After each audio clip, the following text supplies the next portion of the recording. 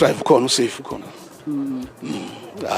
ubalekile bayishiya imoto uqala bayishanga manje then from there basuka lapho bayishisa ke naye ubothema kabuya azoyihloti kwenzakala nathola isha vele sishini. Akhonto ivileyo maybe okuba ngobani aba involved because sive kuthiwa ngabantu abayi6 abazi Uber drivers. Hayi futhi nje ngizosho ngithi yebo noma angazi kahle kahle ukuthi obani. Angazi kodwa nje icisha abantu bama Uber behlangana ne community. The way ngizwa ngakhona nambe ngekho ngizobasho kanjani. So into engayazi ngazi ukuthi le monto yami ihlangana naphi nalonto noma mhlawumbe khona la bayisola khona bake bayibona khona kwezinye izinto. Angazi ukuthi kuhlangana lapha le monto ngoba le monto ngodlanga izingane nje uyibona nje ngiphila etaxini mina angina income enye ngithola ngaphandle kwemali etaxi kusho ukuthi nje uba kanjena ngizama izingane nje sokubulawa indlala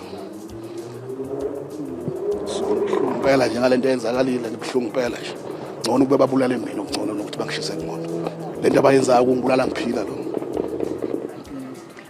Are you one of the people maybe against the e-hailing system?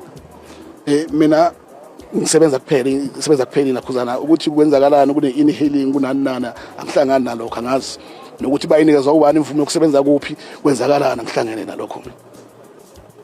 nalokho mina ngiyiphela ngale nakhuzana ngale taxi le njengoba ubona ibihamba udriver yodla ingadi zami le moto. So when you find a driver, what are you going to do and also what's next for you? Udriver nangikhona la ukhona udriver ngijabela ukuthi yena uright amandla ndoda wapheli ngoba uyengizama makwenza ukwazela ukukhuluma naye maybe try to understand ukuthi beqalele phi yonke lento. Hayi ungifonela wangitshela lo maphela sinakakhuluma